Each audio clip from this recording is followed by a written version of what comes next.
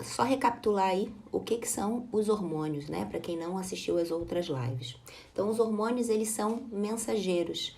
Eles passam mensagens para as nossas células através de receptores. Então, o hormônio não consegue passar uma mensagem simplesmente chegando lá na célula. Ele precisa de um receptor. E esse receptor tem que ter uma estrutura química parecida. Então, o hormônio Y vai se conectar com o receptor Y, o hormônio X com o receptor X. Então, é importante que vocês entendam algumas questões relacionadas a hormônios para que vocês entendam como cada um funciona. Eles funcionam como se fosse uma orquestra, ou seja, eles estão ali conectados, interligados, então o que um faz vai estar relacionado com o outro. A maioria dos hormônios, vou até pegar aqui o Mbappé do meu filho, eles são... o estímulo da produção dele começa aqui na cabeça, através de uma região chamada hipotálamo, numa glândula chamada hipófise. Então, na hipófise, você manda o comando para a produção de uma série de outros hormônios. Então, a glândula lá na hipófise vai mandar um comando para uma outra glândula para a fabricação de vários outros hormônios. Isso é muito importante que vocês entendam, tá? Então, a gente já falou aqui dos hormônios, do cortisol, da melatonina, da testosterona, e hoje a gente vai falar de estrogênio e progesterona, tá? O cortisol, assim como a testosterona, o estrogênio e a progesterona, fazem parte de um grupo de hormônios chamado hormônios esteroides. O que são hormônios esteroides? São hormônios que são formados a partir de uma molécula de colesterol. Isso é muito importante que vocês guardem. Por quê? Porque se você não tem colesterol, você tem uma fabricação deficiente desses hormônios. E aí, coloca isso sempre na cabeça de vocês, porque hoje tem muita gente usando medicamento para baixar colesterol que não tem necessidade. Claro que existem pessoas que vai ter uma necessidade de usar uma estatina, tá? Mas muitas não têm necessidade de usar estatina. Muitas podem usar num período e parar, mas esse uso de estatina pode prejudicar a formação desses hormônios esteroides, porque para formar um hormônio esteroide eu preciso de uma molécula de colesterol, tá? Os hormônios esteroides, eles são fabricados como se fosse numa linha de produção, né? Como se fosse numa linha de uma produção, por exemplo, de um bolo, como eu expliquei na última live. Para você formar um bolo, você precisa passar ele para uma linha de produção onde você vai bater o ovo com o leite, depois colocar o açúcar, depois colocar a farinha. Então, existe uma regrinha para a formação desses hormônios sexuais. E a primeira molécula tem que ser o colesterol. Então, a partir do colesterol vão ocorrer várias reações enzimáticas, é importante que vocês guardem isso, para a transformação desse colesterol nos hormônios, tá? Então, os hormônios sexuais são aqueles hormônios que trazem as características sexuais, a testosterona, as características masculinas, e o estrogênio e a progesterona, as características femininas. Mas isso não quer dizer que nós, mulheres, não produzimos testosterona. Foi uma questão que eu conversei com vocês. Todos os hormônios que nós fabricamos, os homens também fabricam, em proporções diferentes. Então, nós, mulheres, fabricamos testosterona numa proporção menor que o homem, e o homem fabrica aí estrogênio e progesterona numa concentração menor, tá? Estrogênio e progesterona são hormônios sexuais que vão trazer as características femininas, tá? Progesterona e estrogênio, eles participam aí de todo o nosso ciclo menstrual, nosso ciclo hormonal. Lembra que eu falei para vocês que os nossos hormônios, eles funcionam como se fossem ondas, que a gente tem períodos de produção maior e menor, e isso depende de cada hormônio. Então, o cortisol e a melatonina, eles vão estar mais alto e mais baixo, dependendo do ciclo dia e noite. Na mulher, os hormônios sexuais, eles vão ser regulados dentro dessas ondas a partir do ciclo menstrual. Então, vai ter um período que esse hormônio vai ter mais alto, outro vai estar mais baixinho, tá? Gente, alguma dúvida até agora? Pra gente entrar aí e falar de estrogênio e progesterona um pouquinho mais a fundo? Ou uma questão que eu preciso que vocês guardem. hormônios sexuais vão trazer as características femininas e masculinas, né? Estrogênio e progesterona, as características mais femininas. Mas não é só isso que eles fazem, tá? Os nossos hormônios sexuais, eles têm uma ação neuroprotetora muito grande, tem uma ação no nosso metabolismo, no nosso acúmulo de gordura, no nosso metabolismo ósseo. Então eles são muito importantes, porque a gente não tem só receptor para hormônio sexual lá no nosso sistema reprodutor, a gente tem receptor em todo o nosso corpo. Então ele é importante para a participação de vários esquemas metabólicos. Então é importante essa produção não só para o nosso sistema reprodutor, tá? Então, como que é formado esse estrogênio e essa progesterona? Como eu falei, você tem um comando lá na hipófise para produzir o estrogênio, tanto nas gônadas, né, ovário e testículo, como na suprarrenal, que é aquela glândula que fica ali em cima dos rins. Para a fabricação do estrogênio, a gente precisa, por exemplo, da testosterona. Então, lembra que da linha de produção, antes de formar o estradiol, no caso, eu preciso da formação da testosterona. Então, todos os hormônios vão ser importantes, um sendo fabricado na hora certa, a partir dessas enzimas, para que a gente tenha a produção adequada de um hormônio. Então, algo que eu preciso que vocês entendam, estrogênio. Estrogênio não é um hormônio, é uma classe de hormônios, tá? Então, no estrogênio a gente tem a estrona, o estradiol, o estriol. Então, é uma classe de hormônio. Toda vez que vocês ouvirem estrogênio, a gente está falando de uma classe de hormônios. E o mais importante, digamos assim, para a saúde feminina é o estradiol, que é formado a partir da testosterona. Então é importante que nós mulheres, como eu falei na live passada, que nós tenhamos uma boa produção de testosterona para ter uma boa produção de estradiol. Lembra que eu conversei com vocês que é muito difícil a gente medir baixa de testosterona, porque os exames de testosterona eles foram feitos para medir testosterona em excesso? Uma ótima forma para a gente entender se a nossa testosterona de mulher está ok é medir, por exemplo, o estradiol, porque se o estradiol está ok, a testosterona também está ok, porque ela é fabricada a partir da testosterona, tá? Então vamos lá. Vamos pensar aí, se os hormônios sexuais, eles participam aí de todo o ciclo hormonal, onde que a gente vai ter produção de estrogênio em maior quantidade, onde a gente vai ter produção de progesterona? Então, o nosso ciclo menstrual, ele começa no primeiro dia do ciclo, que é o primeiro dia da menstruação, tá? O que é o ciclo menstrual? É um ciclo de preparação para a mulher ficar grávida, não é um ciclo que a gente menstrua, porque fala ciclo menstrual, mas é como se fosse um ciclo apenas para a gente menstruar. Na verdade, é um ciclo hormonal que acontece no nosso organismo todos os meses, preparando a mulher para uma gestação, tá? O primeiro dia do ciclo é o primeiro dia da menstruação, onde tanto estrogênio como progesterona vão estar bem baixinhos, beleza? A partir do momento que esse ciclo vai evoluindo, né, a menstruação vai evoluindo, primeiro, segundo, terceiro dia da menstruação, a gente começa a aumentar a produção de estrogênio. E essa preparação, esse aumento da produção do estrogênio é para preparar o nosso corpo para uma gestação. Você começa a preparação para ovulação, você começa a formar aí o óvulo, né, terceiro, quarto dia da menstruação, tá? Aumentou o estrogênio, aumentou. Quando chegou no pico do estrogênio, a gente ovula. E aí, esse óvulo tá lá preparado para fecundação. Nesse momento, estrogênio começa a cair e você começa a aumentar a progesterona, que é um hormônio que prepara o nosso útero para receber esse óvulo para ser fecundado. A partir do momento que esse óvulo não é fecundado, ele eclode e vem a menstruação e começa um novo ciclo. Então, entendam, nossos hormônios, eles funcionam como ondas. O nosso hormônio feminino, nesse ciclo menstrual, é como se fosse o pão de açúcar. Não sei se o pessoal aí conhece o pão de açúcar aqui no Rio, mas são 2 morros, né? E é o que acontece. Primeiro o estrogênio sobe, depois desce, depois a progesterona sobe, depois ela desce.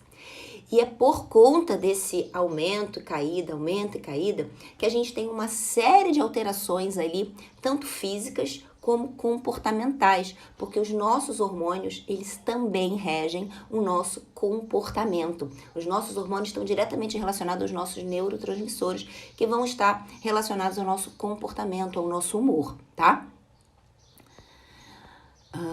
Pode ir colocando aqui as dúvidas, tá, gente? Se vocês tiverem, que depois eu respondo para vocês, tá?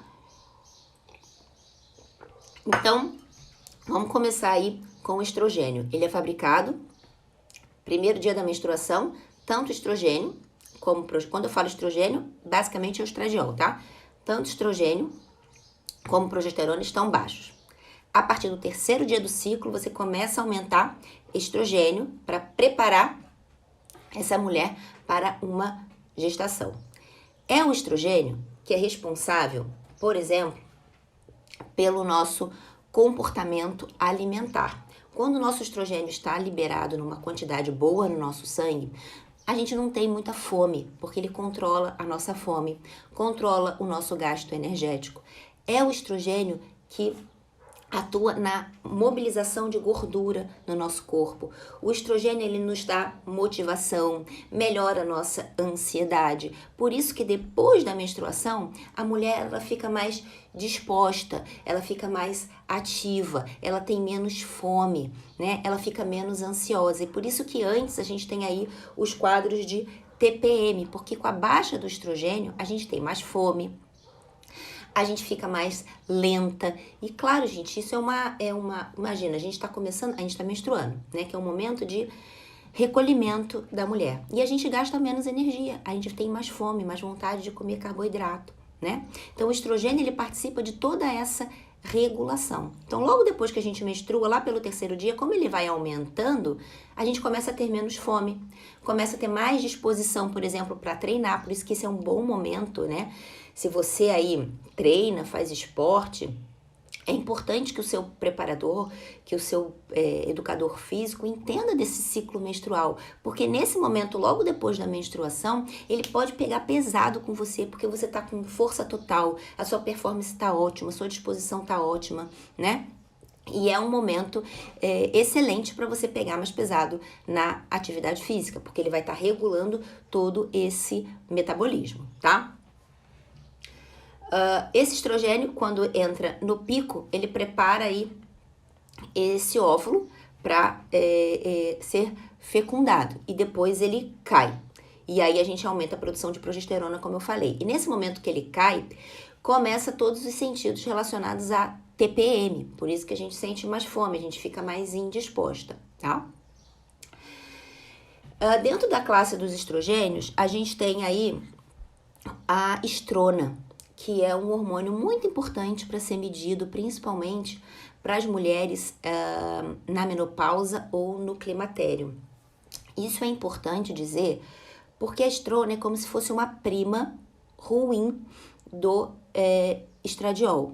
Por que isso? Porque o excesso de estrona no nosso organismo pode levar a um câncer. E é muito comum mulheres lá no climatério, né, ou na menopausa, ter uma produção maior de estrona. Então é importante, se você tem aí 45 anos, já tá sentindo todo o processo da menopausa, se você já tá na menopausa, medir essa estrona para ver como que ela tá, porque a estrona em excesso é um preditor de câncer. Então é muito importante que vocês meçam. E eu tenho muito paciente que nunca fez um exame de estrona, principalmente nessa faixa etária, tá? Existem, o que acontece quando a gente tem a produção de hormônios? Lembra que eu falei que para produzir um estradiol, a gente precisa antes produzir a testosterona e antes produzir a progesterona? Então, na formação dessa linha de produção, a gente tem o colesterol, que vai ter a produção ali a partir do colesterol de progesterona, que vai produzir uma série de outros hormônios. Um deles é a testosterona. Toda essa transformação hormonal, eu costumo falar que os hormônios são intercambiáveis, eles mudam ali.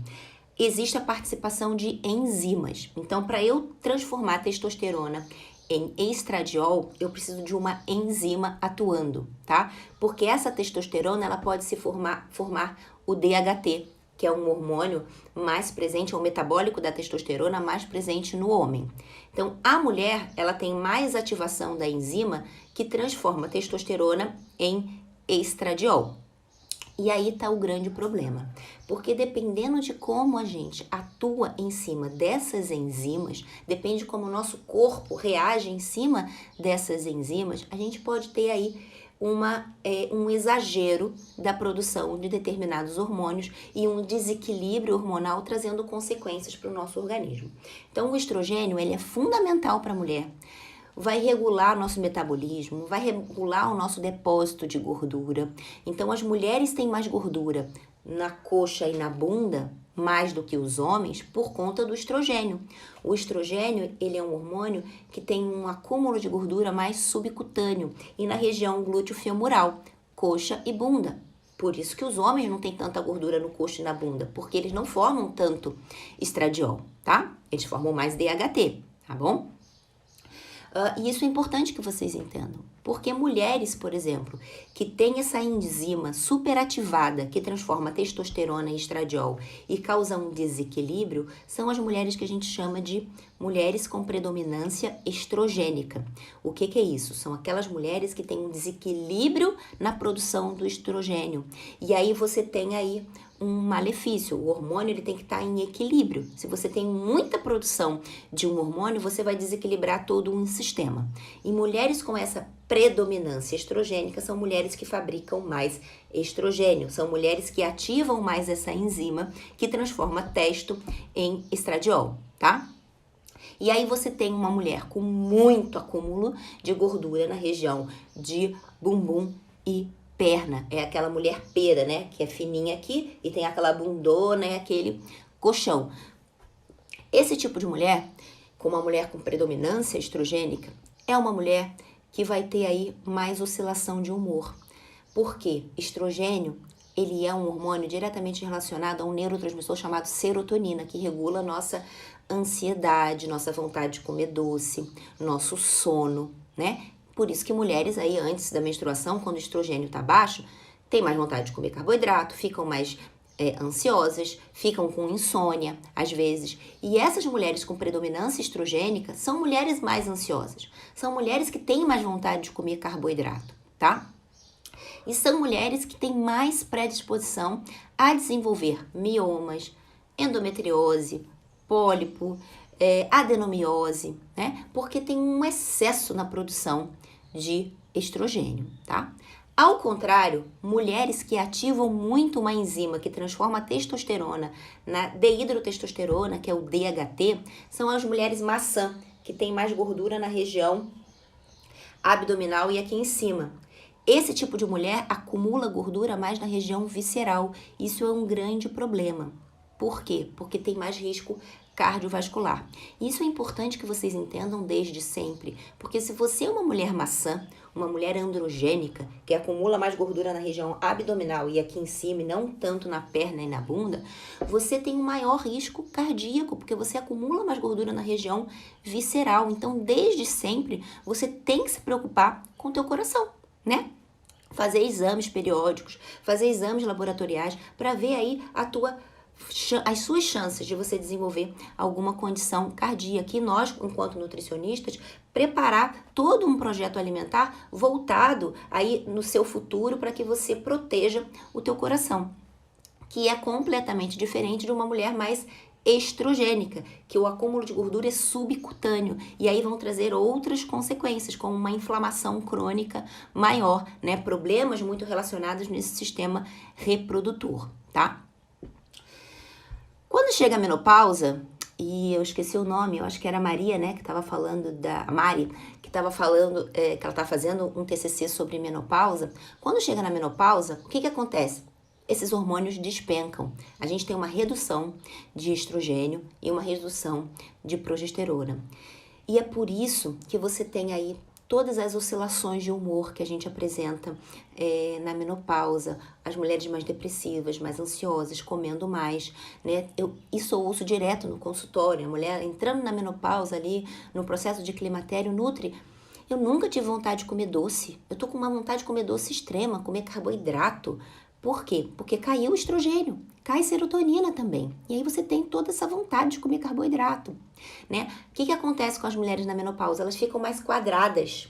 Porque caiu o estrogênio, você diminui essa produção de gordura subcutânea na região de bumbum e de coxa. E aí, quando você diminui a produção de gordura na região de bumbum e coxa, você aumenta a produção de gordura na região abdominal. E isso acontece muito também. Mulheres aí no climatério, menopausa, aumentando gordura na região de abdômen que ela nunca teve. E isso é uma problemática. Lembra que eu falei para vocês que o estrogênio, ele não só regula a nossa característica sexual, que ele é um protetor cardíaco? Então, quando você diminui a produção de estrogênio, você tem mais risco cardíaco. Por isso que as mulheres na menopausa têm um risco cardíaco maior, porque você diminui a produção de estrogênio, tá? É um neuroprotetor. Por isso que as mulheres na menopausa acabam tendo mais déficit de concentração, de cognição, porque você não tem aí essa proteção neurológica. Você começa a ter aí uma redução nessa proteção dos seus neurônios, tá? Tendo uma perda de cognição, uma perda de concentração, tá? Gente, tô falando aqui de estrogênio pra caramba. Alguém tem alguma dúvida? Vai colocando aqui. Eu li uma dúvida aqui. Vamos lá. Se a mulher menstrua só por um dia, se alguns hormônios começam no terceiro dia. Não, normalmente a gente tem que olhar o ciclo de cada mulher, né? Eu tô falando de um ciclo normal aí de 28 dias. Então, toda mulher tem um ciclo. Eu sempre recomendo que todas as mulheres tenham um aplicativo. Hoje tem aplicativo, né, para visualizar o teu ciclo menstrual. Então, tem mulheres que vai menstruar só um dia, tem mulheres que vão menstruar 2, 3 dias, né? Dentro de um ciclo normal, o pico da produção do estradiol é no terceiro dia, tá? E aí fica a dica. Lembra que eu falei pra vocês que a melhor forma da gente mensurar um hormônio é sempre no pico dele? Então, quando vocês forem fazer um exame hormonal, é sempre importante medir no pico. Então, estradiol no terceiro dia do ciclo, tá? E aí, gente, mais alguma dúvida? Vamos lá. Então, essas mulheres que têm aí uma predominância estrogênica, um excesso de estrogênio, elas têm que trabalhar a regulação desse estrogênio no organismo, né? A gente tem que regular diminuir, na verdade, a ativação dessa enzima que transforma a testosterona em estradiol, tá? E através da nutrição, a gente consegue fazer isso através dos fitoestrógenos. O que são fitoestrógenos? São substâncias que se parecem com o estrogênio quimicamente, mas ele não tem ação química desse hormônio no organismo, ajudando na sua regulação, tá?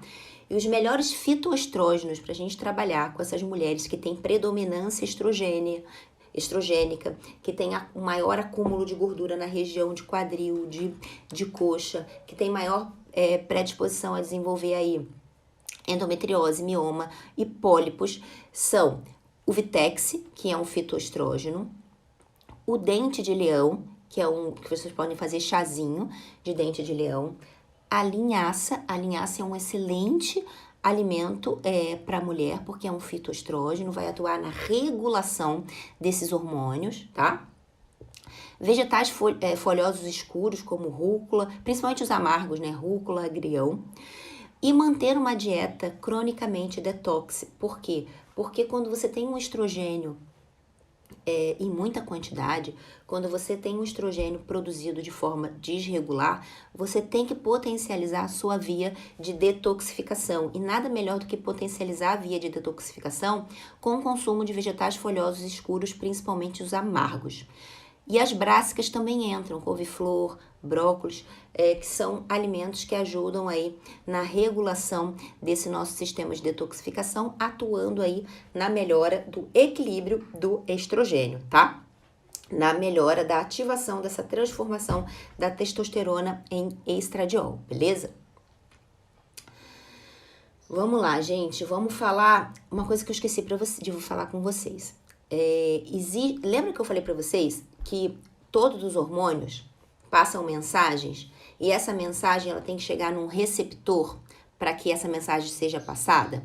Então, no meio ambiente, nós temos o que a gente chama de disruptores endócrinos. O que é isso? São substâncias que se parecem com esses receptores e acaba enganando os nossos hormônios. Então, o hormônio é produzido, ele vai lá passar a tua mensagem para um receptor e aí chega no nosso organismo e vê um receptor parecido com o receptor dele e se conecta.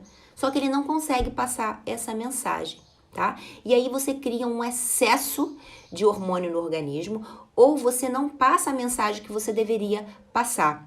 Esses são os disruptores endócrinos. E hoje a gente tem um excesso de disruptores endócrinos no Brasil, é um dos países que mais tem disruptores endócrinos. E mulheres aí,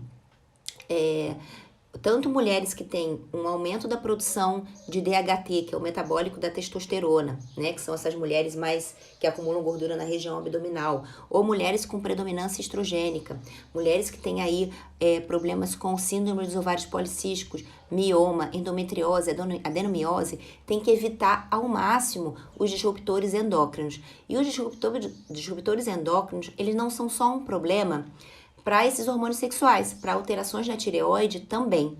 Então, eles são, na verdade, eles parecem com os receptores dos hormônios, mas não são, né? Quimicamente eles são parecidos, fazendo com que haja uma ligação e esse hormônio não passa a mensagem e isso causa um desequilíbrio metabólico. E quais são os disruptores endócrinos? Plástico, né? Então, tudo que é plástico tem que ser evitado, principalmente para você que tem desequilíbrio aí hormonal, seja ele tireoide, seja ele dos hormônios sexuais, tá?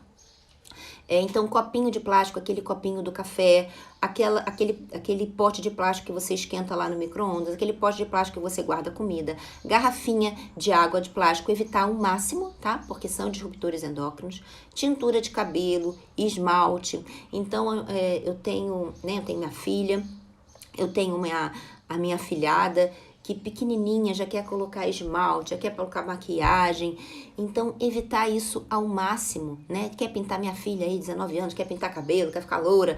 Então, evitar ao máximo, porque tudo isso tem esses disruptores endócrinos que vão trazer aí essas grandes alterações hormonais, né? E hoje a gente tem cada vez mais frequente no consultório pacientes com desequilíbrios hormonais e uma das causas é esse excesso do consumo de disruptores endócrinos que vão trazer essa confusão aí hormonal no nosso organismo, tá? Bem, já falamos de estrogênio, vamos falar de progesterona.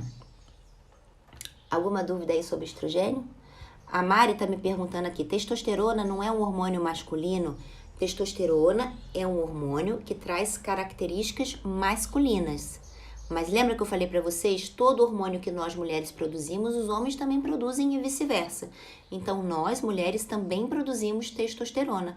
Só que a testosterona numa proporção muito menor do que a do homem, mas é essencial a produção de testosterona para a mulher. Sem a produção de testosterona, nós não temos o estradiol.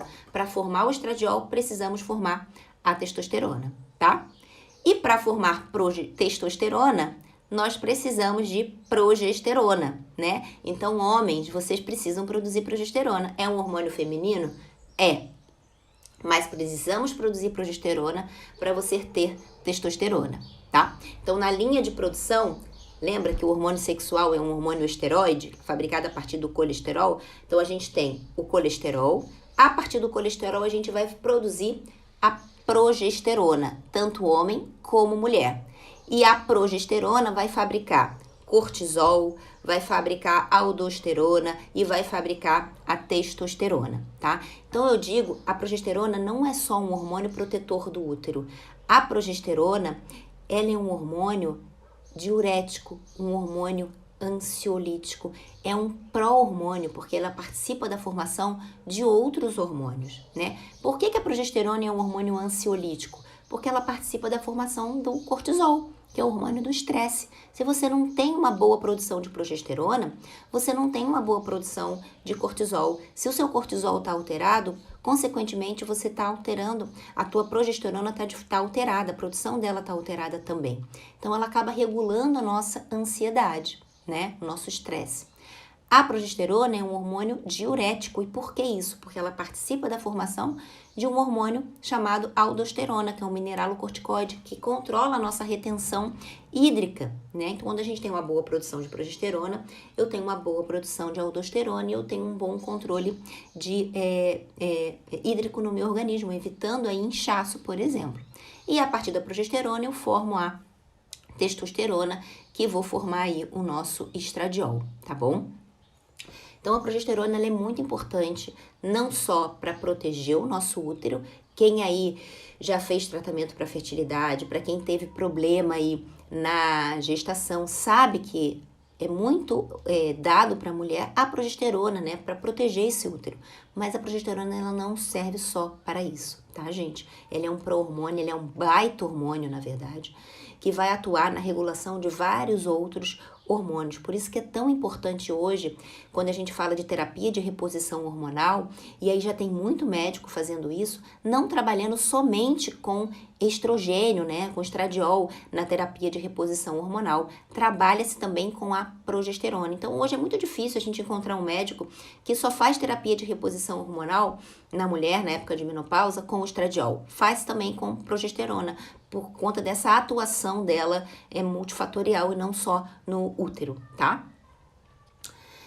E, gente, como que a gente regula e deixa todos esses hormônios regulados quando o quesito é nutrição, né? Eu sempre falo que o ciclo menstrual, o ciclo hormonal da mulher, é uma grande bússola para a gente entender como nós estamos. E infelizmente, nós mulheres cada vez mais estamos bloqueando esse ciclo menstrual com o uso de anticoncepcionais, o uso de contraceptivos, né? Então a mulher ela perde uma ferramenta de autoconhecimento quando para de menstruar, né? Então o nosso ciclo menstrual é uma forma da gente entender como está o nosso organismo, como está o nosso metabolismo, né? Então, lá no início, a gente tem formação de estrogênio, cai, depois forma progesterona. Todo esse ciclo é importante que a gente entenda, né? E pensando nesse ciclo hormonal, qual seria a melhor alimentação baseada no ciclo hormonal? Então, o nosso estrogênio, como participa do metabolismo da insulina, da glicose, ele precisa do carboidrato. Então, na primeira fase do ciclo menstrual, que é a partir do momento que a gente menstrua, até o processo de ovulação, até o momento que a gente ovula, do primeiro a mais ou menos o 14º dia, num ciclo normal aí de 28 dias, o ideal é que a nossa alimentação de mulher tenha uma quantidade de carboidrato um pouco mais alta. Quando eu falo isso, eu não estou falando de pão, de pizza, de doce, eu estou falando de um aumento da quantidade de carboidrato. É o momento que a mulher mais precisa do carboidrato, tá? Então, o ideal é que no primeiro período do ciclo menstrual, do primeiro dia da menstruação até o 14º dia, haja um aumento do consumo do carboidrato na dieta, né? E cada mulher vai ter uma necessidade específica, claro. Mas nesse momento, você tem que priorizar as frutas mais doces, banana, uva, caqui, as raízes, principalmente o inhame, que é uma raiz que é protetora da mulher. É muito importante que a mulher consuma inhame, né? E dentro dessas raízes, fora o inhame, batata doce, mandioquinha, mandioca, mas o inhame é muito importante para a mulher. As leguminosas, grão de bico, lentilha, são alimentos que devem entrar nessa primeira fase do ciclo menstrual, tá?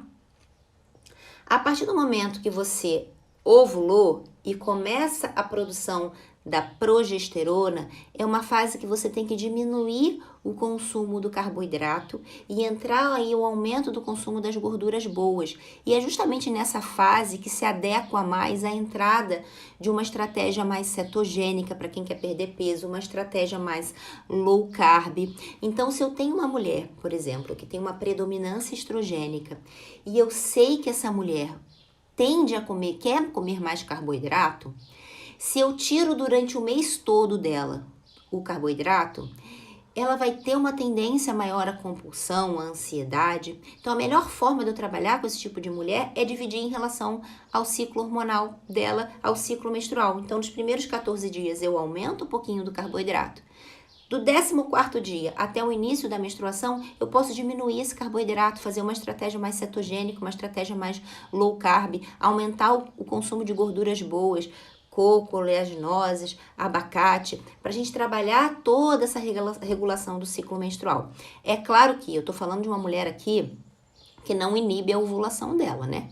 As mulheres que têm a sua ovulação inibida vai ter uma interferência gigantesca aí em relação à produção de progesterona. Então, você, mulheres mais ansiosas, que é difícil trabalhar com esse tipo de mulher que usa contraceptivo, porque ela não ovula. Então, ela vai ser mais ansiosa mesmo, ela vai ter mais retenção hídrica, né? Porque você está inibindo um hormônio que é muito importante para todo o metabolismo como um todo, né? Gente, eu poderia ficar aqui horas. Que horas são? 7h40. Passou, né? Nossa live, eu prometi que essa live seria uma live rapidinha, de 20, 30 minutinhos. Mas estrogênio e progesterona são hormônios que são de extrema importância para a mulher, né? Eu poderia aqui ficar falando horas dos problemas de um estrogênio mais alto, um estrogênio mais baixo. Dentro desse assunto entra aí TPM, entra as doenças de predominância estrogênica, entra todos os assuntos relacionados à progesterona. Imagina, a progesterona é um hormônio muito importante, né? Poderia falar de fitoterapia, então tem muito assunto para falar dentro desse tema estrogênio e progesterona. Eu trouxe de forma bem resumida aqui para vocês, tá? Nas próximas lives, a gente, dependendo do que vocês querem ouvir, a gente pode voltar nesse assunto e falar especificamente de cada um desses hormônios, né? Imagina, estrogênio e progesterona são essenciais que a gente meça de forma correta para uma mulher que está tentando engravidar, né? Então, é importante, a gente pode falar aqui sobre tratamento para fertilidade, mas tem muito assunto em cima disso. Menopausa, né? Então, se vocês tiverem alguma dúvida, me manda aqui no direct, que eu vou anotando e vou guardando para as próximas lives para a gente estar conversando, tá? Se ficou alguma dúvida aqui na live, que é um assunto também muito denso, me manda que a gente vai falando. Eu agradeço a todo mundo que está presente aqui nesse feriado às 7 horas da manhã, gente. Imagina, 7 horas da manhã, feriadão, todo mundo tá dormindo, né? Mas todo mundo estava aqui acordado assistindo a live, eu agradeço. Se vocês tiverem alguma dúvida, coloca aqui que eu vou tirando vou tirando as dúvidas. Se vocês qualquer coisa que vocês queiram que eu fale em relação a temas para live, me manda aqui no direct, tá? Que a gente vai conversando. Oi, Lilica! Vou treinar, já tô preparada aqui, ó. Daqui a pouco eu tô treinando. A Dona Madre, eu não sei seu nome, né? Mas Dona Madre tá pedindo para eu falar com os hormônios no enfoque da menopausa. Podemos falar só de menopausa, né? Porque aí também é pano pra manga, é assunto pra caramba a menopausa. Lembre-se, gente, que menopausa é quando você tem uma queda de estrogênio e também progesterona, tá? Então, os hormônios principais na menopausa é o estradiol e a progesterona. Pode-se usar testosterona? Nem sempre, né? Depende muito do teu histórico hormonal. Tem mulheres que vão se dar muito bem com a testo, tem outras que não têm necessidade. Para que vocês entendam, tem mulheres na menopausa até que aumenta a produção de testosterona. E talvez para essa mulher não seja importante o uso. Por isso que é importante a gente ver o histórico hormonal, o histórico de vida dessa paciente que chega na menopausa, porque muitas não têm indicação de usar a testo. Tem mulheres que vão ter indicação de usar um pró-hormônio da testo, que é o DEA. E a gente pode conversar também sobre o DEA aqui. Mas nem sempre toda mulher na menopausa tem indicação de usar testosterona. Tem mulheres que aumentam a produção de testo na menopausa, tá? Mas a gente pode falar só de menopausa aqui, beleza? Tá bom? Gente, obrigado. Fiquem com Deus. Aproveita aí o feriado de hoje. Dia de Nossa Senhora Aparecida, Dia das Crianças. E a gente vai se falando. Qualquer dúvida, manda por aqui que a gente vai se falando, tá bom? Um beijo, gente. Fiquem com Deus. Gente, antes de fechar essa live, eu preciso dar um recado para vocês aqui. Na verdade, eu tô com essa mensagem aqui no meu coração desde ontem. Ontem eu recebi uma ligação de um marido de uma amiga minha de infância. Infância mesmo, tá, gente? Desde que eu tenho, sei lá, 9, 8 anos, minha amiga de infância, que estava internada num hospital, entubada. Eu fico até emocionada. Bem, ela tá entubada no hospital, quase morreu. E o que eu quero deixar de alerta aqui pra vocês é que ela teve uma acidose metabólica. E isso é muito grave, né? E por que ela teve uma acidose metabólica?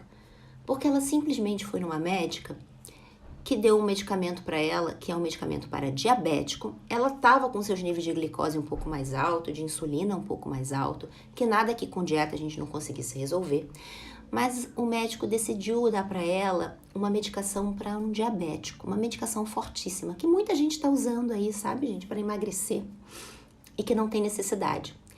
E do nada ela começou a usar essa medicação e junto dessa medicação ela decidiu, por conta própria, fazer uma dieta cetogênica. E ela começou com um quadro de enxaqueca intensa que não passava de jeito nenhum, enxaqueca. E ela foi parar no hospital, né, para ver o que estava acontecendo. E aí tiraram o sangue e tal e detectaram que ela estava ali com um pH extremamente ácido no corpo dela, né? E de repente ela desmaiou e teve uma pane. E hoje ela tá lá internada, toda entubada, por conta de um medicamento que ela estava usando que não deveria ser usado, e por conta de estar fazendo uma estratégia alimentar, que é uma estratégia cetogênica que tem vários benefícios, mas tem que ter feita com acompanhamento. Dieta cetogênica tem que ser feita com acompanhamento. Dieta cetogênica tem começo, meio e fim. É claro que esse é um caso muito difícil de acontecer, né? Mas ela teve essa acidose metabólica. E o pH do nosso sangue, quando ele acidifica, isso é risco de morte, né? Ela foi para o hospital e teve sorte de estar viva ainda, né? Mas por que ela fez isso? Porque como a maioria das pessoas, ela quer um resultado imediato, né? Eu sei que a sociedade e o mundo, ele está nos levando para o resultado imediato. Aquela pessoa que produz mais e melhor, num tempo melhor, é a melhor pessoa, né? É o melhor funcionário. Mas a gente não pode lidar assim com a nossa saúde, né? Então hoje ela está no hospital internada, toda entubada, porque ela quis resolver um problema de excesso de peso, né? De forma imediata. Ela não buscou uma resposta a longo prazo. E para você entender por que você está com excesso, você tem que entender por que você está com excesso de peso, né? E você só consegue entender que você está com excesso de peso a partir desse autoconhecimento, a partir de você se olhar e entender por que eu estou comendo demais, por que meu peso está aumentando, é hormônio, é comportamental, o que está acontecendo comigo? Ela não quis fazer isso, ela quis resolver o problema dela de forma imediata, ela quis tomar uma medicação fortíssima para um diabético, fez uma dieta sem recomendação nenhuma e hoje está lá entubada no hospital com acidose metabólica, né? Então, o alerta que eu dou aqui para vocês, gente, é se vocês precisam emagrecer, se vocês querem perder peso, entendam o porquê que você está acima do peso. Entenda por que você está acumulando essa gordura. Se é algo comportamental, se é algo hormonal, busque o problema dentro de você, não tenta resolver as coisas de forma imediata. Porque nunca funciona, gente. Emagrecimento é algo a longo prazo. É um passinho de cada vez. Porque é comportamento, é hormônio, é exame. Você tem que buscar a causa do problema. É o que eu sempre falo aqui para vocês. Entenda o porquê da tua doença. O porquê que você tem uma endometriose. O porquê que você tem um mioma. O porquê que você tem um ovário policístico. Não adianta você tá querendo resolver um problema tão complexo como a obesidade de forma tão imediatista, só tomando um medicamento, não vai resolver. Não adianta você querer resolver uma síndrome do ovário policístico, uma endometriose, só usando um anticoncepcional. Não é tratamento. É melhora de sintoma. Hoje todo mundo quer melhorar sintoma. Não adianta melhorar uma azia tomando omeprazol. Você tem que entender por que você está com azia. Não adianta você ficar bloqueando, jogando sujeira para baixo do tapete. Você tem que entender o seu problema, né? Para ir resolver esse problema. Então, assim, eu espero de verdade que eu consiga passar essa mensagem para vocês, que busque a causa do problema, para entender o que está acontecendo e vocês resolverem esses problemas um passinho de cada vez, sem querer resultado imediato, né? Que foi o caso dela. Ela quis um resultado imediato e infelizmente está lá no hospital. Eu torço grande, sim, claro, né? Que a gente está aqui na expectativa que ela melhore e ela vai melhorar. Mas isso acontece diariamente com muitas pessoas, né, gente? Pessoas que fazem aí lipo sem precisar fazer lipo, pessoas que entram numa cirurgia sem precisar fazer cirurgia, só para chegar num corpo, chegar numa perfeição, né? Chegar nessa condição que você acha que é necessária para você, em vez de cuidar da sua saúde primeiro, né? Gente, desculpa aqui o desabafo, tá? Que ontem eu fiquei muito abalada com essa minha amiga. Porque, imagina, eu sou nutricionista, a gente conversa todo dia e eu não consegui passar para ela, não consegui abrir a cabeça dela em relação a isso, logo eu, né? Eu espero que eu consiga abrir a cabeça de vocês, me sinto até um pouco culpada, né? Mas eu entendo que cada um tem o seu momento de virada de chave, eu espero que esse momento seja virada de chave para elas. E eu espero que vocês não tenham que chegar nesse momento para virar a chave, tá?